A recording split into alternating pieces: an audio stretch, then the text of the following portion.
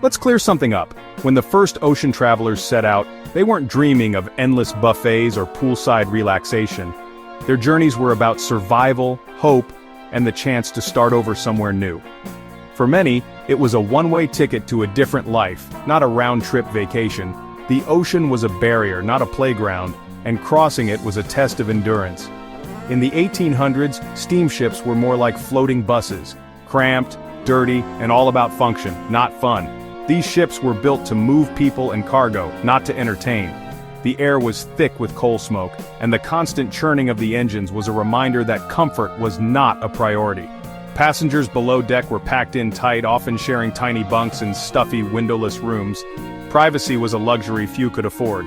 Meanwhile, the so-called luxury upstairs was just a slightly bigger, stuffy room with a chair and maybe a window if you were lucky. Entertainment, forget about it. There were no casinos, no theaters, no swimming pools.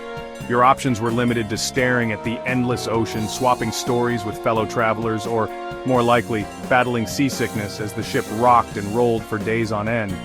But as technology improved and travel became safer and faster, shipping companies faced a new challenge: how to fill their ships when fewer people needed to emigrate. They needed a new reason for people to come aboard. Enter P&O, a company that saw an opportunity. Why not transform the journey itself into an adventure? Instead of just moving people from point A to point B, they could make the voyage something people actually wanted to experience. They started offering trips to places like Spain and Portugal, not just to deliver mail but to let people see the world along the way. Suddenly, the ship wasn't just a means of transport, it was a window to new cultures and distant horizons. With this shift, the ship itself became part of the adventure. Passengers could mingle, relax, and enjoy the journey, not just endure it. Social spaces and deck activities began to appear, hinting at the cruises we know today. People began to think, maybe I just want to get away, eat food I didn't cook, and see something new. Meals became events, and the idea of leisure at sea started to take hold. This was the spark, the moment ships became places you'd actually want to be, not just vessels to get you somewhere else. The cruise was born, even if it started as a clunky, coal-powered baby. The earliest cruises were far from glamorous, but they planted the seed for a new kind of travel, one where the journey itself was the highlight. And that's how the journey became the destination, setting the stage for the floating resorts we know today. Once cruising for fun caught on, ships had to evolve. The switch from coal to oil, then diesel, made ships cleaner, quieter, and more efficient, freeing up space for bigger cabins and lounges. Ships transformed from floating factories to floating hotels.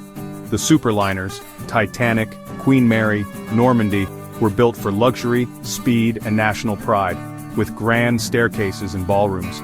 Stabilizer fins made the ride smoother, turning ships into palaces instead of roller coasters. But the real revolution came when planes took over ocean crossings. Cruise lines stopped building for speed and started building for fun. Wider, boxier ships with more space for amenities. Balconies became standard, changing the whole experience. Then came waterslides, rock walls, go-karts, and parks. The ship itself became the destination. Cruising was no longer about getting somewhere, it was about being somewhere. So, you've got thousands of people on a giant boat. Now what happens next? Early entertainment was formal. Long dinners, string quartets, and polite conversation filled the evenings. As ships grew, so did the options. Pools, libraries, and ballrooms for dancing and socializing. But in the 1970s, Carnival's fun ships changed everything forever. Out went the stuffy rules. In came rock bands, comedians, casinos, and the all-you-can-eat buffet. Cruising became accessible, lively, and fun for everyone on board. Today you can ice skate, watch Broadway shows, ride zip lines, or surf on deck. There are comedy clubs, nightclubs, and water slides for thrill seekers. The modern cruise ship is a hotel, amusement park, and small town, all in one floating destination. Boredom? Not on today's ships. Not every cruise is smooth sailing. Sometimes things go spectacularly wrong. The open ocean is full of surprises, and even the most luxurious ships can find themselves in the middle of chaos. From unexpected storms to human error, the sea has a way of humbling even the most prepared travelers. The Titanic's sinking was a wake-up call, leading to major safety reforms. It's a story everyone knows, but it's just the tip of the iceberg, pun intended, when it comes to cruise ship mishaps. The tragedy forced the world to rethink how we travel at sea, and its legacy still shapes cruise safety today. But disasters weren't always tragic. Sometimes they were just bizarre. Imagine a talent show gone off the rails or a costume party that ends with someone accidentally jumping in the pool. Cruise ships are floating cities, and with so many people, the unexpected is always just around the corner. The SS Noronic caught fire while docked, proving danger can be just feet from safety. Even when you think you've made it to port, disaster can strike in the most unexpected ways, reminding everyone that vigilance is always necessary. In 2013, the Carnival Triumph lost power, turning into the infamous poop cruise. What was supposed to be a relaxing vacation quickly became a test of patience and resourcefulness for everyone on board. Passengers formed bucket brigades and slept on deck to escape the heat and smell. With no air conditioning and limited food, people had to improvise, turning the ship into a floating campsite. It was a true test of community spirit and endurance. Even billion-dollar ships can become dirty jobs in a heartbeat. When things go wrong, the glamour fades fast and everyone pitches in to keep things afloat, sometimes literally. And then there are the funny mishaps, conga lines gone wrong, families left behind in port, and legendary norovirus outbreaks. Sometimes the best stories come from the moments when things don't go as planned, and everyone just has to laugh. For every disaster, there are thousands of small, unforgettable stories. From surprise friendships to impromptu dance parties, these moments become the memories people cherish long after the cruise ends. These moments, big and small, are part of cruise history. Each voyage adds a new chapter, filled with both triumphs and mishaps, to the ever-evolving story of life at sea. They remind us that cruising is still an unpredictable adventure. No matter how advanced the ships become, the ocean always keeps a few surprises up its sleeve. No matter the planning, people and the sea always have the last word. It's this unpredictability that keeps cruising exciting and sometimes a little bit wild. That's part of the fun. After all, it's the unexpected moments, good, bad, and hilarious, that make every cruise a story worth telling. Comparing a 1930s ocean liner to a modern cruise ship is like comparing a Model T to a luxury SUV. Both get you across the water, but the experience couldn't be more different. The ships themselves tell the story of how travel has evolved over the decades. Old liners were about elegance, speed, and enclosed spaces.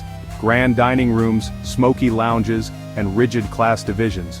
Every detail was designed for a sense of occasion, from the polished wood paneling to the white-gloved service staff. First class meant space and comfort. Third class meant cramped bunks and shared bathrooms. The difference between luxury and necessity was stark, and your ticket determined your world on board. The deck was public, and your experience depended on your ticket. For many, a stroll on the open deck was the highlight, a rare moment to breathe in the sea air and glimpse the horizon. Today's ships are built for space, not speed, wide, tall, and outward-facing. They're floating marvels designed to maximize comfort and entertainment for thousands of guests at once. Balconies for everyone democratized the view and brought the ocean into every cabin. Now nearly every passenger can wake up to the sunrise over the water, not just the elite. Amenities are on another level: water parks, theaters, casinos, and endless dining options. There's something for every age and interest, from adrenaline-pumping slides to gourmet cuisine and Broadway-style shows. The ship is a self-contained resort, not just a way to cross the sea. You could spend days on board and never run out of things to do, see, or taste. Your grandpa's cruise was about the journey and formality. Dressing up for dinner was expected, and the trip itself was an event to remember. Today's cruise is about choice. So many options, you can't do them all in one trip. Whether you want to relax, explore, or be entertained, the possibilities are endless. The experience is no longer about escaping the sea, but celebrating it. Modern ships invite you to connect with the ocean at every turn, from open-air decks to panoramic lounges. Cruising has become a floating city of possibilities, and everyone's invited, no matter your background or budget. The sea is now for everyone to enjoy, in ways your grandpa could only have imagined. Today's cruise ships are floating cities, skyscrapers on their sides. Ships like Icon of the Seas can hold nearly 10,000 people, more than many small towns. For a week or more, this city must be self-sufficient in the middle of the ocean. Below deck, there's a hidden world: massive kitchens, laundry rooms, workshops, and control centers. Thousands of crew members from around the globe keep everything running.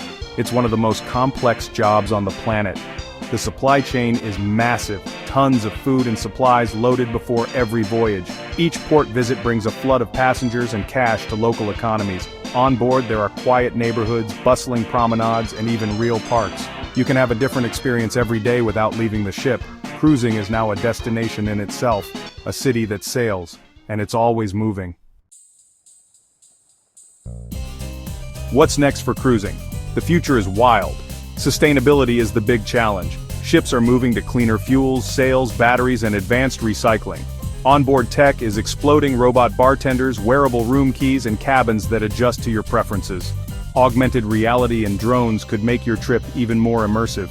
Ships will get bigger, with more neighborhoods, record-breaking features, and wild entertainment. Think roller coasters at sea, virtual reality arenas, and two-story go-kart tracks. Destinations will get more adventurous: expeditions to the Arctic, Amazon, or even space. Maybe one day, a cruise will orbit the moon. It sounds crazy, but so did floating cities a century ago. The only limit? Our imagination.